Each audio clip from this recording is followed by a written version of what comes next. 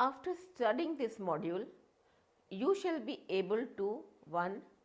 Know about the difference in the resources of the center and the states, such that state government have been entrusted with more and larger responsibilities vis-a-vis states, while central government has been assigned more revenue than the states, and therefore there is a need to transfer resources from the center to the states.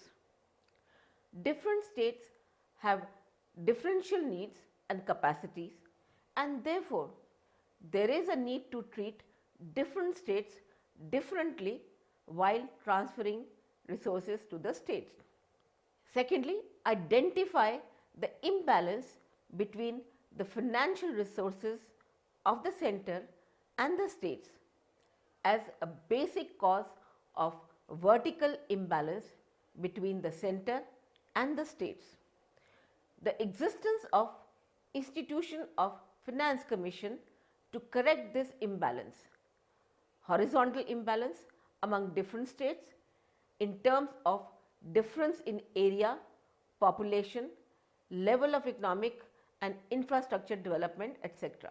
Thirdly, analyze the sources of conflict between the center and states.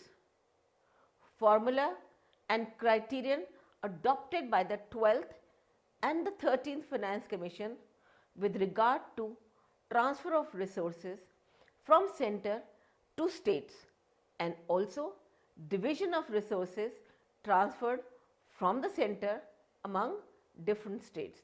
Let us start with an introduction about the federal structure of India.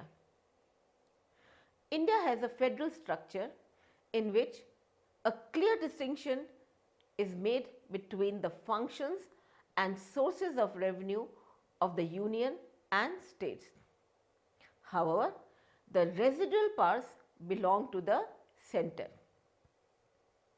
The principle adopted for this classification is that taxes which have an interstate base are levied by the union, while those with a local base are levied by the state. The residuary parts belong to the union. In India, there has always existed vertical imbalance because the central government has been assigned more revenues while the state governments have been entrusted with more and larger responsibilities.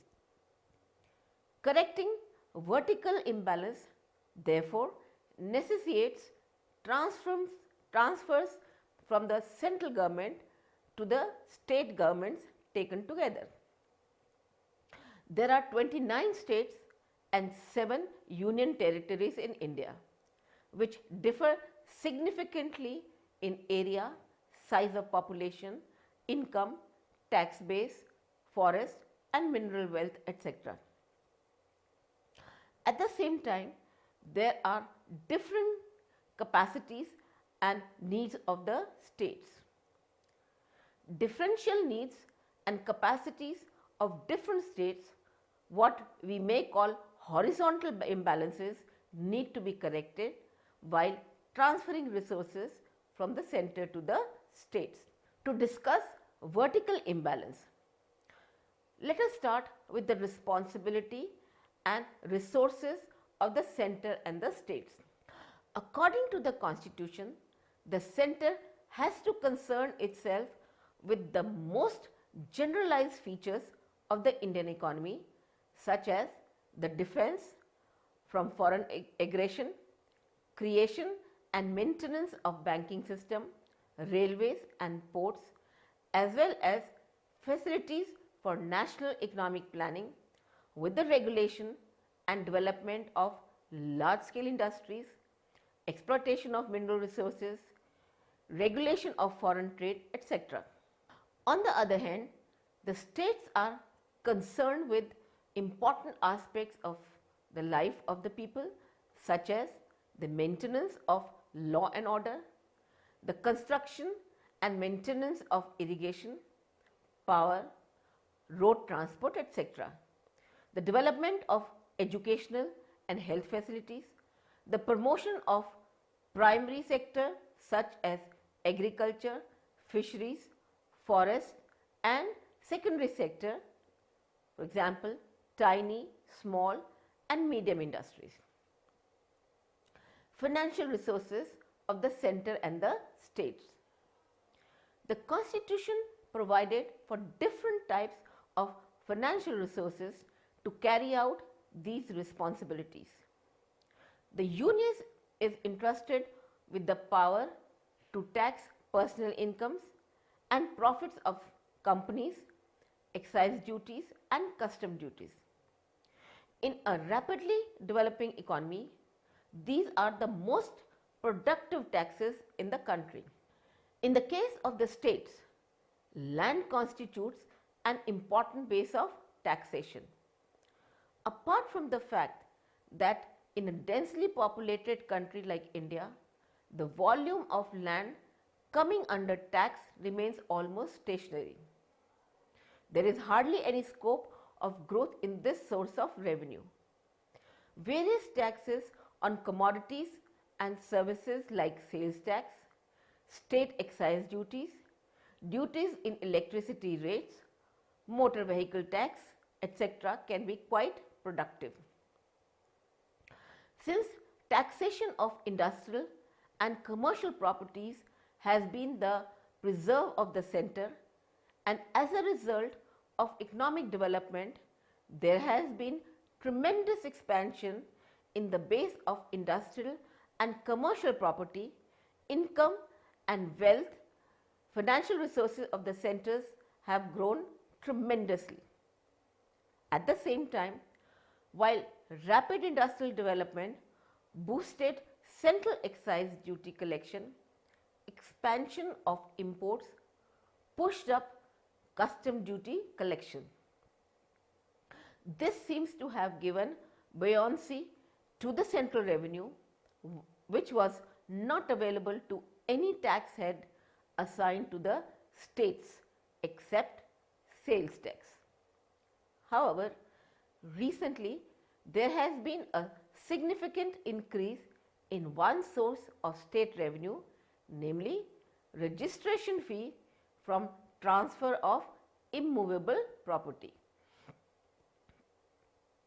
There has been an enormous expansion of financial powers of the central government after 1951, whose dimensions have progressively increased in relation to the combined resources of all state governments put together.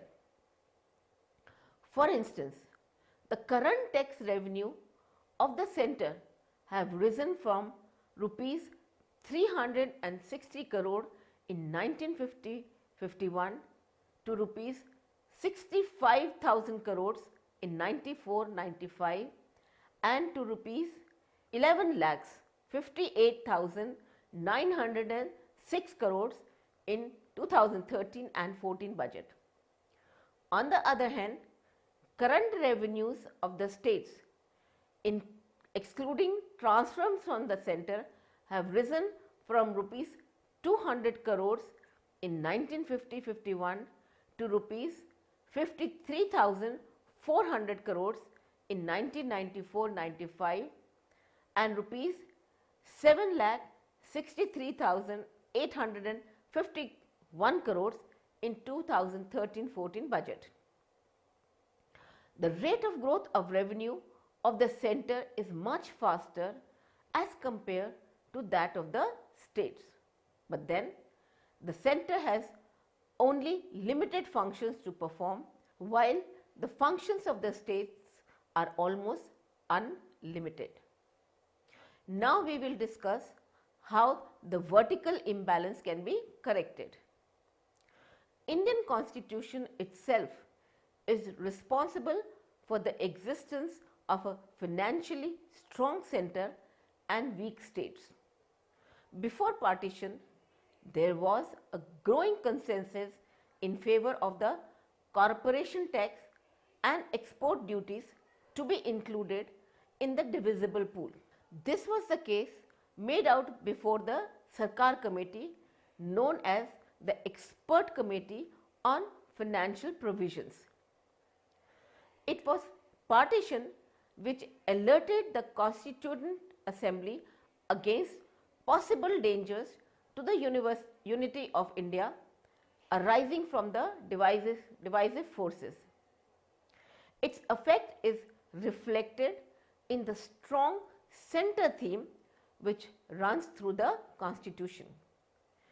The financial provisions of the Constitution clearly reflect this strong center bias. Though the states have been assigned certain taxes which are levied and collected by them, they are also supposed to share in the revenue of certain union taxes, and according to Constitution, there are certain other taxes which are levied and collected by the union, but the proceeds of which wholly go to the states. In addition, the states receive grant in aid of the revenue from the union, which further increase the amount of transfers between the two levels of governments.